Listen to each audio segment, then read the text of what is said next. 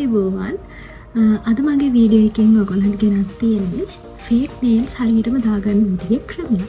ඉතින් ඔයාලට මේකෙන් පුළුවන් වැඩි මුදලක් වියදම් කරන්නේ නැතුව ගෙදර ඉඳන්ම නේල්ස් ටික ලස්සනට දාගන්න. ඉතින් මේක ඔයාලට දවස් 3ක් 4ක් කිසිම විදිහේ ඩැමේජ් එකක් නැතුව තියාගන්න පුළුවන් ඔයගොල්ලෝ හරියට පරිස්සම් කරොත්. ඉතින් අපි බලමු නේල්ස් හරියටම දාගන්නේ කොහොමද කියලා. ඉතින් වීඩියෝ එක අන්තිම වෙනකම් බලන්න කියලා මම ඔයගොල්ලන්ට ආරාධනා කරනවා. ඉතින් අපි ඉතින් ළමයි මම මෙතනදී අරගෙන තියෙන්නේ මෙන්න මේ නේල් සෙට් එක. මේ වගේ නේල් සෙට් එකක් ඔයාලට හරිම අඩු ගාණකට ගන්න පුළුවන්. මම මේක අරන් තියෙන රුපියල් 395කට. මට මතක විදිහට මම මේක ගත්තේ තිලක වර්ධනයකින්.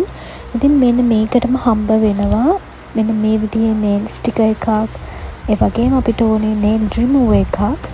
මොකද අපි නේල් පොලිෂ් ගාලා තියනවා නම් අපි අනිවාර්යෙන් රිමූව් කරගන්න ඕනේ. මම මෙන්න මේ ග්ලූ එක තමයි ගත්තේ. මෙන්න මේක අත්‍යවශ්‍යයි.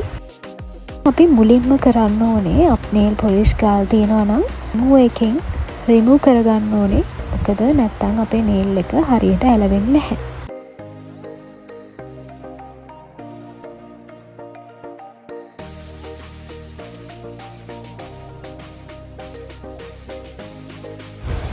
අපේ ඊළඟ ස්ටෙප් එක විදිහට අපි නේල්ස් ටික කට් කරගන්න ඕනේ.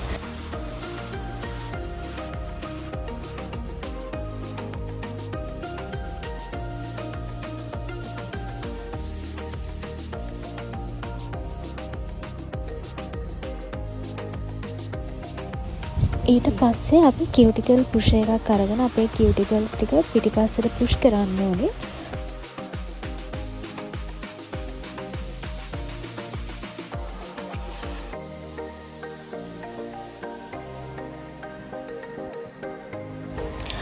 අපේ අත් දෙකේම නේල්ස් කට් කරගත්තට පස්සේ අපි නේල් ස්ටිකර් එක අලවා ගන්න ඕනේ. ඉතින් මේක ඩබල් සයිඩ් ස්ටිකර් එකක්.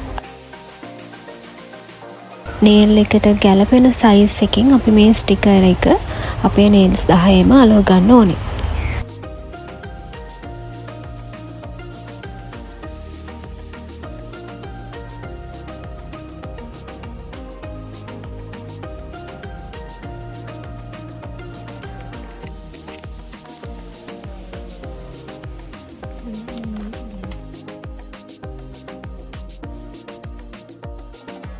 නේල්ස් ටික එක අලවගත්තට පස්සේ අපි නේල්ස් ටික අපේ නේල්ස් වල සයිස් එකට අනුව වෙන් කරගන්න ඕනේ. ඉතින් එතකොට අපිට හරිම ලේසි අපේ නේල්ස් ටික අලව ගන්න.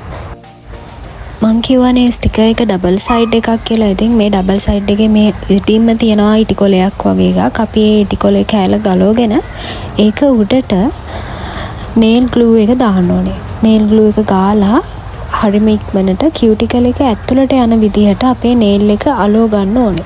මේක ටිකක් තද කරාම මේක හොඳටම ඇලවෙනවා.